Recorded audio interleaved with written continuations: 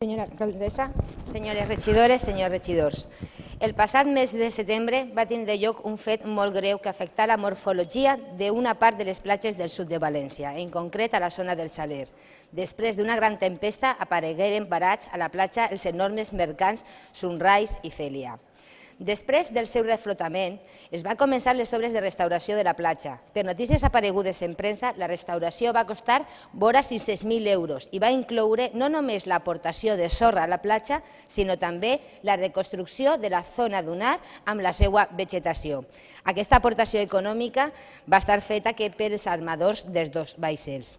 Però no ha passat ni un mes de la restauració ni de la corresponent foto entre la nostra alcaldessa juntament amb la delegada del Govern i el director general de Sostenibilitat de la Costa i el Mar, una nova tempesta ha tornat a destrossar la platja. És evident que n'hi ha un problema, i és que la subjecció de la sorra a la platja és molt precària i, per tant, el primer temporal que ha tingut lloc ha tornat a afectar a la mateixa. L'accident dels dos vaixells a la platja del Saler ha posat damunt de la taula l'afectació del Port de València sobre les nostres platges. Aquest és el problema de fons. És evident i reconeguem que el port és un motor econòmic per al nostre país, però de cap de les maneres això pot suposar que el nostre patrimoni natural es vegi en perill.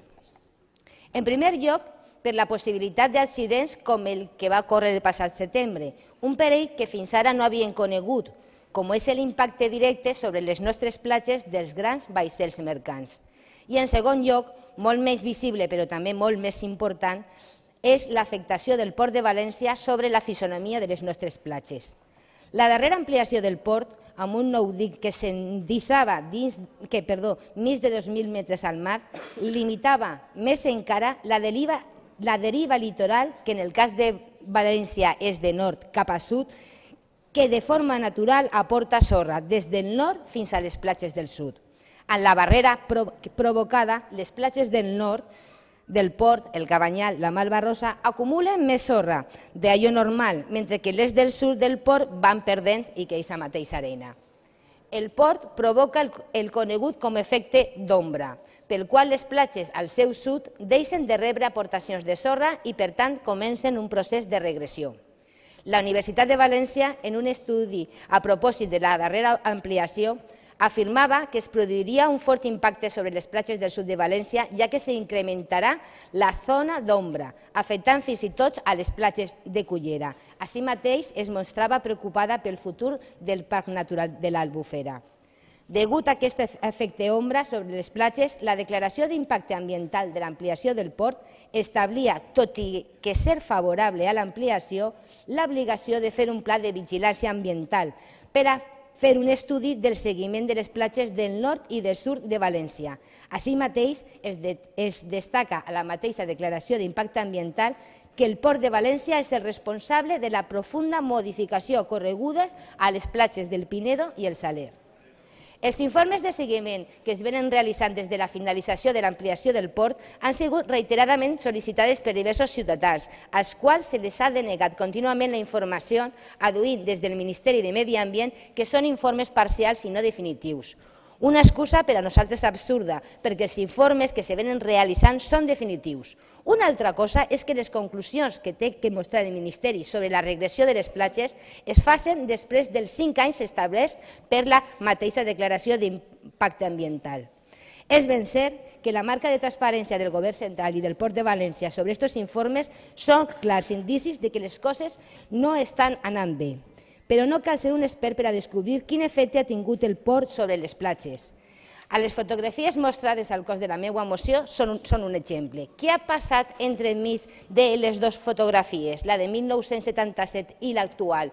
Successives ampliacions del Port de València, que té una responsabilitat directa en la regressió de les platges del sud.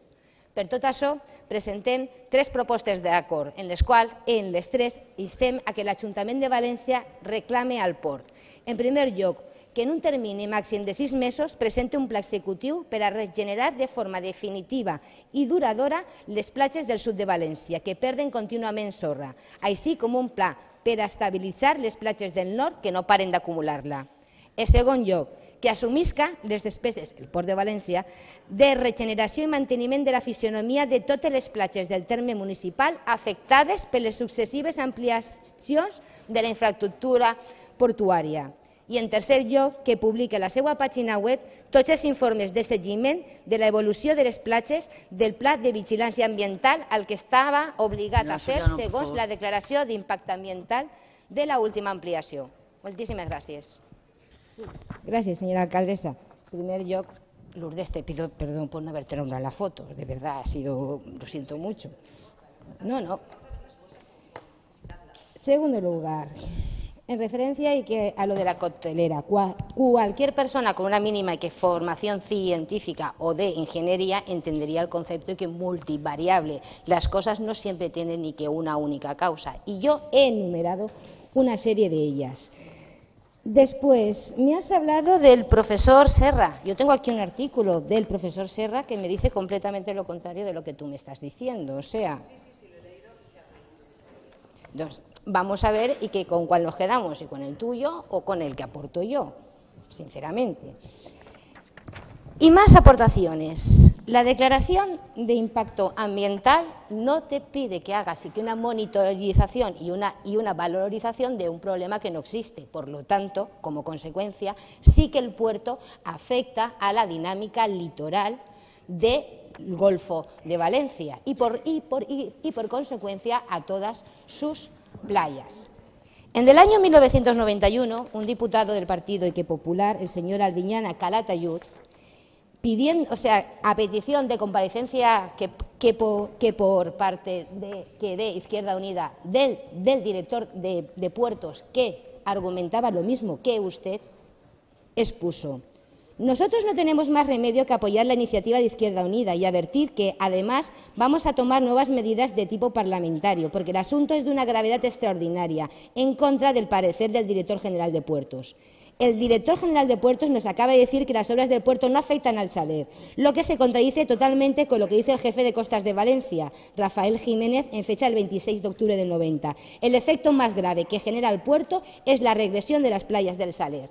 Esto, dicho en el Congreso de los Diputados por un diputado del Partido Ique Popular en 1991.